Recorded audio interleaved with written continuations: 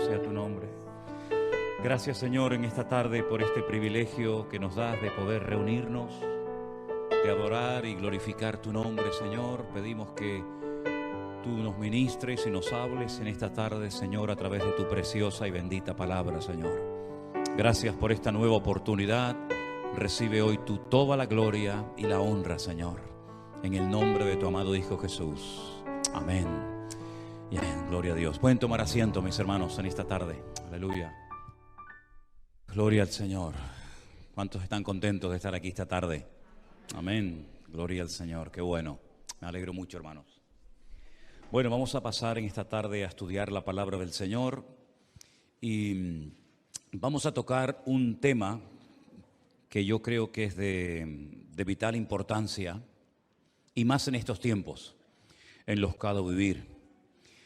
Todas las cartas que van dirigidas a iglesias en el Nuevo Testamento, y ya son unas cuantas, ¿verdad? Carta de Pablo a los Corintios, a los Romanos, a los Efesios, a los Filipenses, luego los 7 mensajes que tenemos en el libro de Apocalipsis, a las famosas 7 iglesias, ¿verdad? De todas y de cada una de estas iglesias, estos mensajes que reciben, podemos aprender muchas cosas. No es que en todas las iglesias locales del mundo ocurran todos los problemas que se mencionan en dichas epístolas, pero cuando hay situaciones en las que no sabemos tal vez cómo actuar, cómo deberíamos de comportarnos ante una circunstancia concreta, pues podemos ir al Nuevo Testamento y ver qué consejos, qué mandamientos, qué instrucciones nos da el Señor y aprender para saber cómo comportarnos en todo momento. Hay una iglesia en el Nuevo Testamento, que es la iglesia de Corinto, que por distintos motivos y circunstancias siempre fue una iglesia con muchos problemas, con muchas divisiones internas. Y no es que no fuera bien fundamentada, porque la Biblia nos enseña que Pablo estuvo en esta ciudad aproximadamente unos 18 meses. Y no me digan a mí que Pablo no hizo un buen trabajo. Por supuesto que lo hizo. Además, él contaba con la ayuda de aquel matrimonio que le aportó tanta ayuda y tanto apoyo en su ministerio, como fue Priscila y Aquila. Después de marcharse él de pastorear la iglesia, apareció por allí un hermano, un predicador, que la Biblia habla muy bien de él, Apolos, un hombre que dice que era ferviente de espíritu y poderoso en las Escrituras. Es decir, que el problema de la iglesia de Corinto no era que tuvieron un pésimo o un mal liderazgo o habían recibido una mala enseñanza, en absoluto, más bien todo lo contrario. La iglesia de Corinto, los hermanos que se congregaban en esa congregación, habían venido de la idolatría, del paganismo. La inmensa mayoría de los miembros de la iglesia no eran de origen judío, por lo tanto, antes habían sido idólatras. Había hermanas en la congregación que antes de convertirse habían ejercido lo que se llamaba la prostitución sagrada. De ahí que Pablo a esa iglesia le diga a las mujeres que se pongan un velo, que se cubran la cabeza, porque la señal de que una mujer en Corinto, en algunos templos estaba o había practicado la prostitución, es que se rapaban el pelo. Entonces, cuando estas mujeres se convertían al Señor, pues lógicamente, simplemente mirándolas, todo el mundo podía saber cuál había sido su pasado, y para no avergonzarlas y para que nadie le tuviera por qué recordar lo que estas mujeres habían practicado, Pablo le dice solamente a la iglesia de Corinto, no se lo dice a todas las mujeres de todas las iglesias de la época, sino solamente a esa iglesia, por lo que les estoy contando, que hasta que les crezca el cabello, hasta que tengan el pelo, pues se cubran, se pongan un velo, y así de esa manera pues nadie se tiene por qué estar fijando ni recordándole a nadie su pasado. Dice, pero una vez que le haya crecido el cabello, el pelo, pues la Biblia dice que en lugar de velo a la mujer se le dio el pelo. Por lo tanto, ya no tenía necesidad de de cubrirse. Todo lo que salga de ese contexto, pues no tiene ningún sentido, ¿no? Y menos hoy en día. Pero aparte de este tema, había muchos problemas en la iglesia local de Corinto. La Santa Cena, lo que se conoce en aquel tiempo como una especie de ágape, una especie de fiesta, de celebración, pues también había problemas porque no era como nosotros hoy en día, que le repartimos a cada uno su copita y su trozo de pan, sino que se hacían unos banquetes, se hacían unas fiestas, unas celebraciones tremendas en las iglesias, y había gente pudiente, gente con dinero, con recursos, que llevaba mucha comida, mucha bebida a los lugares donde se reunían, y otros hermanos menos pudientes, pues no llevaban prácticamente casi nada. Incluso llegaron, en algunas ocasiones, algunas personas, miembros de la iglesia de Corinto, a embriagarse, a emborracharse dentro de los cultos, dentro de la iglesia. Y otros tantos problemas. Seguramente Pablo le escribió a la iglesia de Corinto más de una carta. Nosotros solamente tenemos 2 en el Nuevo Testamento.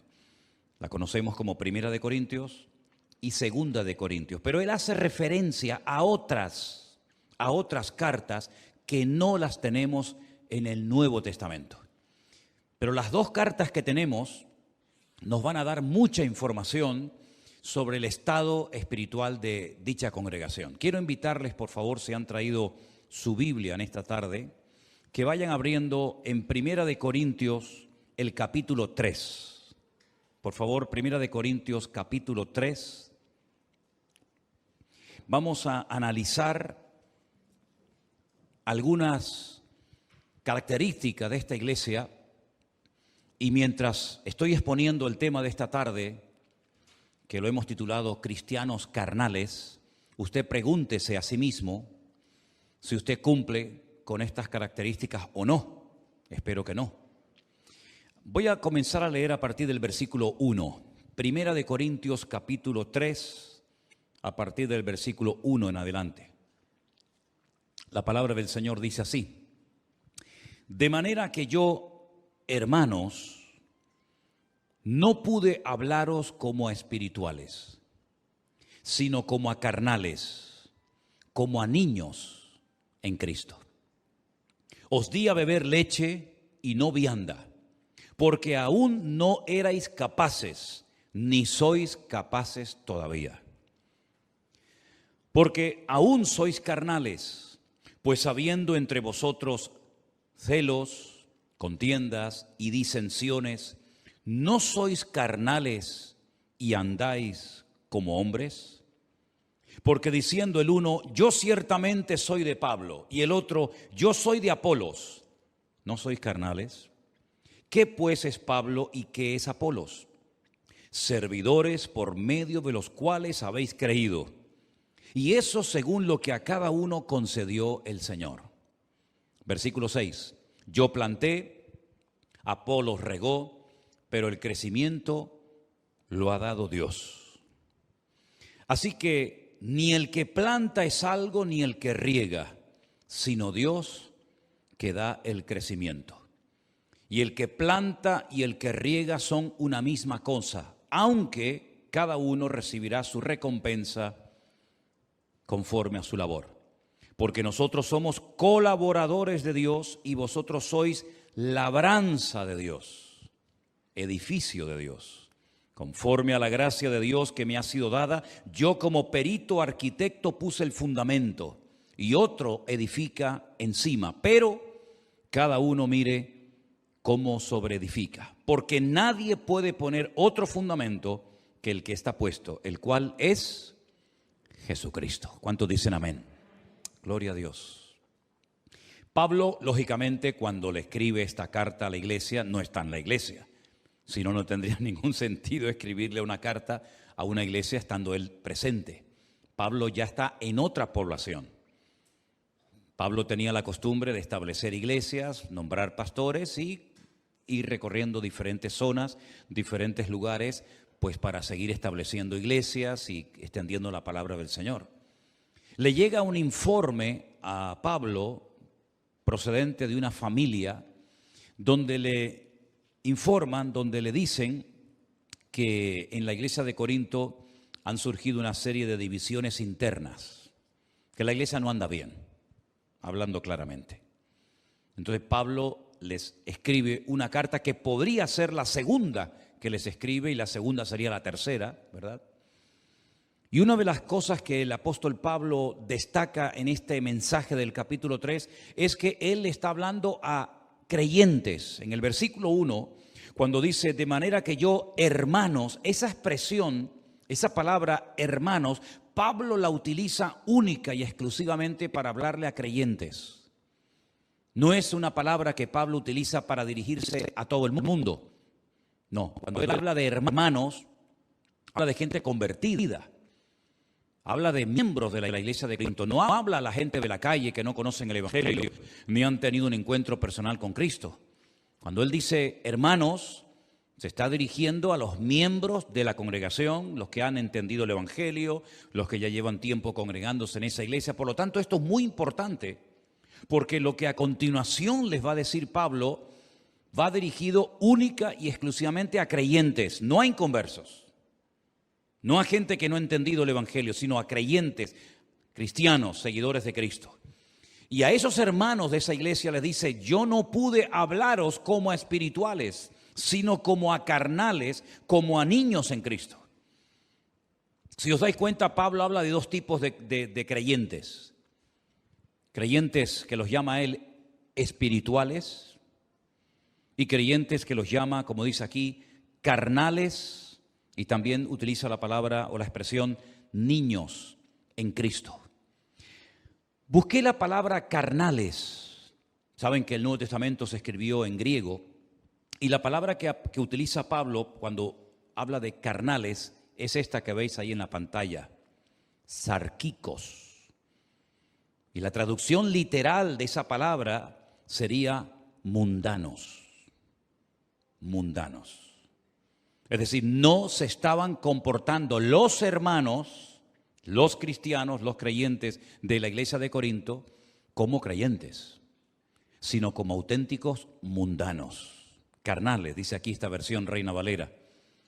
En otras palabras, el mundo todavía domina vuestro comportamiento, el mundo todavía domina vuestra forma de hablar, vuestra forma de comportaros, etcétera, etcétera. Claro, la pregunta que nos hacemos a estas alturas, ¿no? Bueno, ¿pueden haber hoy en día en las iglesias cristianos carnales, mundanos, niños en Cristo? ¿O era algo que solamente ocurría en el tiempo de los apóstoles, pero que ya hoy en día, después de tanta enseñanza, después de tanto tiempo, esto ya como que ya no nos afecta a nosotros? No sé qué opinan ustedes, pero mis queridos hermanos, hubo en el pasado cristianos mundanos o carnales, los hay en la actualidad y los seguirán habiendo siempre. Personas que se congregan, personas que leen la Biblia, personas que a lo mejor hasta se han bautizado, personas que participan de la Santa Cena, personas que llevan años congregándose en iglesias, pero que son mundanos. Son personas que no han terminado de romper con el sistema de valores del mundo. Son personas que en la iglesia son una cosa y en el mundo o en la calle, cuando nadie los ve, son otra completamente diferente. Incluso a veces hasta dentro de la misma congregación se comportan como si estuvieran con mundanos o con inconversos. Y Pablo dice que a ese tipo de creyentes no cuestiona su conversión, lo que sí está cuestionando es su madurez, su estabilidad, su firmeza en el Señor, su santidad. Dice que no, a ese tipo de personas no se le puede hablar en términos espirituales. Fijaros cómo una persona por su falta de madurez o de desarrollo en el Señor puede verse limitado a la hora de recibir enseñanza profunda en el Señor. A Pablo estoy convencido de que le hubiera gustado muchísimo hablarle mucho más profundo, darle una enseñanza mucho más profunda a los hermanos de Corinto, pero dice, no pude hablaros como espirituales, sino como a carnales, como a niños en Cristo. En esta misma epístola, pero más adelante en el capítulo 13, el apóstol Pablo dice, cuando yo era niño, hablaba como niño, pensaba como niño, juzgaba o me comportaba como un niño. Mas cuando ya fui hombre, dejé lo que era de niño. Son las distintas etapas de la vida. No se le puede pedir a un niño pequeño que hable, que se comporte, que actúe como un adulto, ni tampoco se le puede pedir a un adulto o se espera de un adulto que se comporte como un niño, porque cada etapa, cada edad de la vida, pues lleva unas características, ¿no? Y el apóstol Pablo dice que estos hermanos de la iglesia de Corinto no habían madurado. Los llama mundanos, sarquicos, es la palabra griega que aparece, carnales, niños en Cristo. Dice que les daba leche, que es lo que comen los niños, no alimento sólido, vianda, porque no eran capaces, ni sois todavía en el momento actual, en el momento de recibir la carta, todavía no habían madurado. Dice, sois carnales, se lo vuelve otra vez a repetir. ¿En qué se basaba Pablo para hablar con tal contundencia a la iglesia? ¿En qué se basaba Pablo? ¿Qué observaba en ellos para llamarles niños, carnales, mundanos? Bueno, ahora lo dice. Hay entre vosotros, versículo 3, celos, contiendas y disensiones. Es decir, la forma como ustedes se están comportando dentro de la iglesia, no digo fuera, sino dentro de la congregación, es una forma típica de un mundano. Son las características típicas de una persona carnal, una persona celosa, envidiosa, que crea divisiones, que hace grupitos, ¿verdad? Que menosprecia a unos en favor de otros, contiendas, disensiones. Es decir, todos creo que tenemos en nuestra casa uno o varios espejos, ¿sí o no? ¿Cuántos tienen espejos en sus casas? Todo el mundo, ¿no? Algunos no pueden vivir sin un espejo. ¿A qué no? Se miran 40 veces en el espejo a lo largo del día. ¿Qué es lo que refleja el espejo? Lo que le pones delante. No te enfades con el espejo si te ves gordo, si te ves viejo, si te ves arrugado, si te ves demasiado canoso, si te ves... No te enfades con el espejo. El espejo proyecta lo que le ponen delante. Ni más ni menos. Hay un espejo en el mundo espiritual en el cual podemos ver nuestra realidad. No lo que me gustaría, sino la realidad mía presente en el momento actual. Y es que mi nivel de madurez se refleja en la forma como me relaciono con mis hermanos en Cristo. Es decir, si tú eres una persona que busca la paz, que no eres celoso, que no eres envidioso, que no te sientes siempre ofendido, una persona que no crea divisiones, ni chismorreos, ni críticas, pues estás demostrando que has entendido lo que es el Evangelio y moverte en paz y en armonía en el cuerpo de Cristo. Si por el contrario reaccionas como estos hermanos de Corinto, de una forma carnal, mundana, hablando mal, pensando mal, criticando, juzgando, cuestionando, etc., entonces es el espejo en el que te puedes ver a ti mismo y te puedes ver reflejado y demostrarte a ti mismo de que tal vez lleves mucho tiempo en la iglesia, tal vez lleves mucho tiempo leyendo la Biblia y sepas mucho de la Biblia, pero como persona, como creyente, tú no has madurado, no has crecido, no te has desarrollado, te has quedado estancado en ese nivel de niño y te comportas como un niño. Te comportas como un niño, hablas como un niño, piensas como un niño, reaccionas como un niño, y todo eso es la evidencia más que clara de que no ha habido madurez, desarrollo en tu vida. Hay otra carta muy bonita y muy interesante que seguramente ustedes la han leído en otras ocasiones, que es la carta a los Hebreos. Conocéis la carta a Hebreos, ¿verdad? No se sabe exactamente quién la escribió, hay muchas opiniones, eso es lo de menos. Pero hay una parte en esa carta en la que el autor dice, debiendo ser ya maestros. Un maestro es una persona que enseña, Un maestro es una persona que tiene algo que compartir y enseñar a los demás. Dice, debiendo ser ya maestros después de tanto tiempo, todavía tenéis necesidad de leche y no de alimento sólido, porque sois inexpertos en la palabra de Dios. Fijaros que no solamente era un problema de los corintios, era también un problema de los gálatas, y un problema de los tesalonicenses, y un problema de los romanos, y un problema que ha habido siempre a lo largo de la historia. Iglesias, creyentes que no crecen, que se quedan raquíticos, anoréxicos, espiritualmente hablando, y que pasa el tiempo, pero están siempre igual o peor. Y esta es la triste realidad de la iglesia de Corinto. Pablo no la oculta. Pablo no dice, bueno, hermanos, no pasa nada. No. Pablo los confronta y Pablo les dice, no les puedo hablar como espirituales, no les puedo dar vianda, sino leche, porque sois mundanos, porque sois carnales, hay divisiones, hay celos, hay envidias entre vosotros. Y pone un ejemplo no de otra iglesia, un ejemplo de lo que estaba pasando allí. Y dice, yo soy de Pablo, otro dice yo soy de Apolos, ¿verdad? No sois carnales y actuáis como niños. Y Pablo dice, nosotros, los predicadores, los pastores que hemos estado ministrando en esa iglesia, dice, nosotros somos servidores por medio de los cuales habéis creído. Y eso según lo que a cada uno concedió el Señor.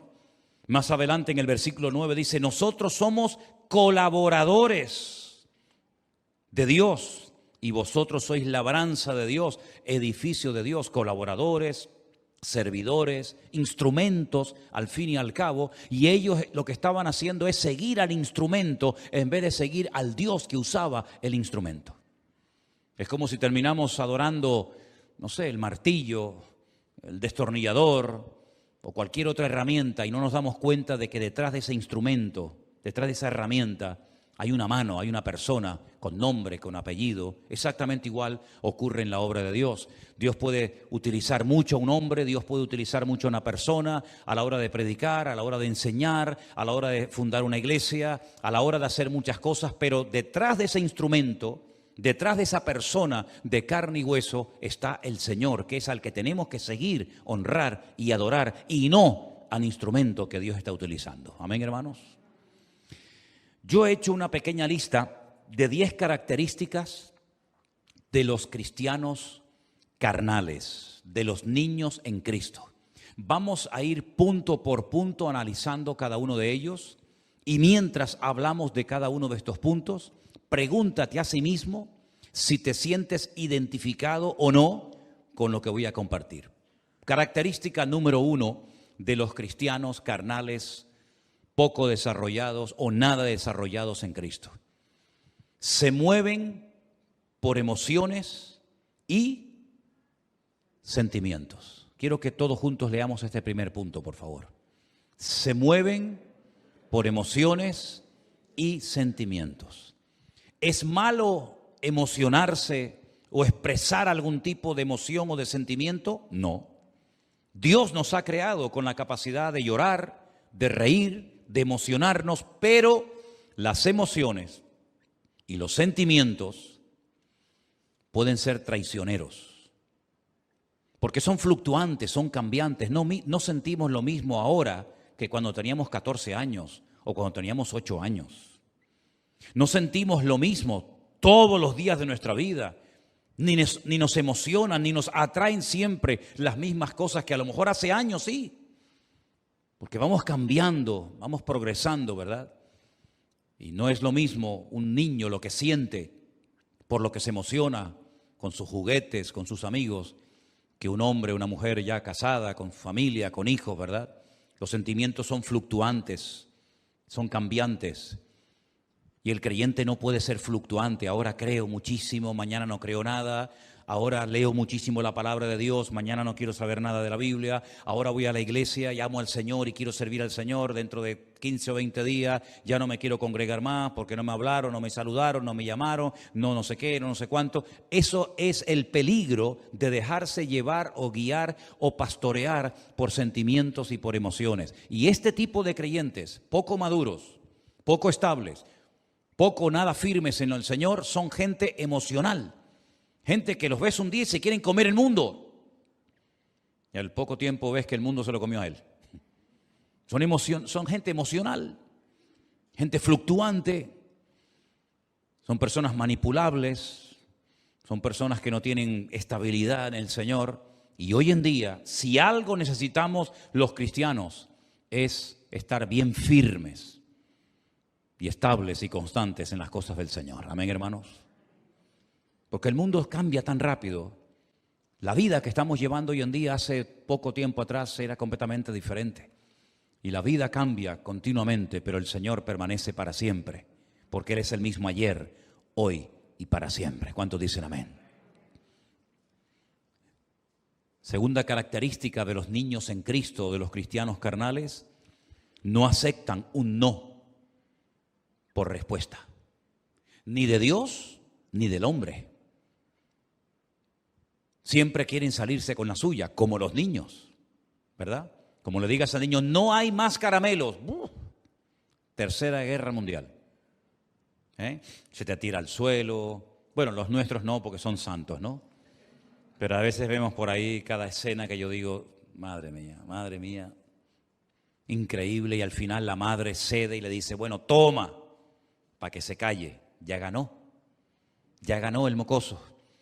Cuando tenga unos cuantos años más, te va a pasar factura el no haberte sabido posicionar y mantener el no. No dice la Biblia, sea vuestro no, no, y vuestro sí, sí, pues por algo lo dirá la Biblia, ¿verdad? No aceptan un no por respuesta, siempre se quieren salir con la suya. Dice, no, eso no se puede hacer, hermano. Ya se enfadan, ya se ponen con la cara larga, ya les cambia el semblante, como a Caín, ¿se acuerdan? Dice que a Caín le cambió el semblante porque no aceptan un no. Ni de parte del pastor, ni de parte del padre, ni de parte de la madre, ni de parte de Dios, ni de parte de nadie. Porque son caprichosos, consentidos. ¿Y qué dice el libro de Proverbios? Que el niño consentido avergonzará a su padre y a su madre. Y el cristiano carnal es una persona que siempre se quiere salir con la suya. Yo quiero esto, yo quiero esto, yo quiero esto. Y si no me lo dan, pues me voy a otra iglesia donde sí me lo van a dar. Nada más entrar sin conocerme de nada. Tremendo, ¿no? Tercera característica, hacen las cosas para ser vistos, generalmente. No pueden pasar desapercibidos, no saben estar quietos, no saben estar ahí sentaditos. Siempre tienen que salir en todas las fotografías. El yo siempre está por delante. Yo no sé qué, yo no sé cuánto, el yo y el yo. ¿Y qué dijo el apóstol Pablo hablando del ego o del yo? Ya no vivo yo, mas vive Cristo en mí. El niño siempre quiere controlar la conversación, dónde están los abuelos, dónde está la tía, dónde están los hermanos. El niño siempre quiere llamar la atención. Y el niño en Cristo es exactamente igual. Cuarto lugar, el niño en Cristo, la persona inmadura en Dios, se ofende fácilmente. ¿Saben por qué? Porque espera recibir de la gente algo y cuando no lo recibe se ofende. ¿Cuántas veces yo les he enseñado y les he dicho, hermano, escúcheme bien, si usted no se quiere sentir ofendido, nunca, no espere nada de nadie. Como usted espere algo, lo que sea, de alguien y no se lo da, no lo recibe, se va a sentir mal. No espere nada de nadie, pero de Dios espere lo que el Señor tenga preparado para usted. Pero el niño en Cristo, la persona inmadura, se ofende cuando no cuentan con él, cuando no le hablan, cuando no sé qué, porque son personas que siempre intentan destacar por encima de los demás. No saben pasar desapercibidos y cuando se les dice que esperen o que oren o que busquen al Señor y que no se precipiten, que no actúen precipitadamente por impulsos, por emociones o sentimientos, se ofenden. Algo que también hemos leído en esta tarde, punto número 5, es que son celosos. Usted no es celoso, ¿verdad? ¿Usted es celoso? ¿Es celosa usted? Los cristianos no tenemos que ser celosos. Si Dios usa a este hermano más que a mí, yo me voy a gozar de que el Señor esté usando a mi hermano más que a mí. Y si el Señor bendice y prospera más a mi hermano que a mí, yo me voy a gozar con la bendición de mi hermano y no voy a tener celos ni envidia de él, sino más bien todo lo contrario. Pero son celosos porque tienen miedo a perder su posición, tienen miedo a perder su sitio. Uy, y si viene alguien que canta mejor que yo, y si viene alguien que toca mejor que yo, y si viene otra persona que lleva menos tiempo que yo en la iglesia o en la escuela dominical o en el culto de jóvenes o donde sea, y resulta que me quita el puesto, como si en la iglesia tuviéramos puestos. El único que tiene su puesto y su lugar garantizado es nuestro Dios. ¿Cuántos dicen amén? Porque algo muy importante que he aprendido en el reino de Dios, que no hay nadie imprescindible. Pero el creyente inmaduro, el niño en Cristo, el mundano, el carnal, se siente imprescindible. Y el Señor nos ha mostrado 1000 veces que en la iglesia de Cristo no hay nadie imprescindible. ¿Cuántos dicen amén? Se murió Pablo, el apóstol Pablo, una tremenda pérdida. Seguramente muchos hermanos lamentaron que lo ejecutaran en Roma. ¿Qué va a pasar ahora? Nada. La iglesia siguió adelante. Y murió Juan y Santiago y Timoteo. Y murieron todos los apóstoles de Cristo. ¿Y qué pasó con la iglesia? Siguió adelante, no pasó nada. Y vinieron persecuciones, y vinieron herejías, y vinieron personas a hacer daño a la iglesia. ¿Y qué pasó con la iglesia? Siguió adelante. Porque la promesa de Dios es que las puertas del Hades, del infierno, no prevalecerán contra la iglesia. Si no estoy yo, estará otro, y si no está otro, está otro. No pasa nada, el Señor cuida de su iglesia. Y si no es presencialmente, es por internet. Y si no es por internet, no se preocupen ustedes que el Señor es fiel y nunca nos va a abandonar. El único imprescindible en la casa de Dios, en la iglesia, es Él, el dueño, la cabeza de la iglesia.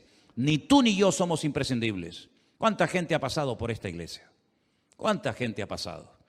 Y la iglesia sigue avanzando, sigue adelante.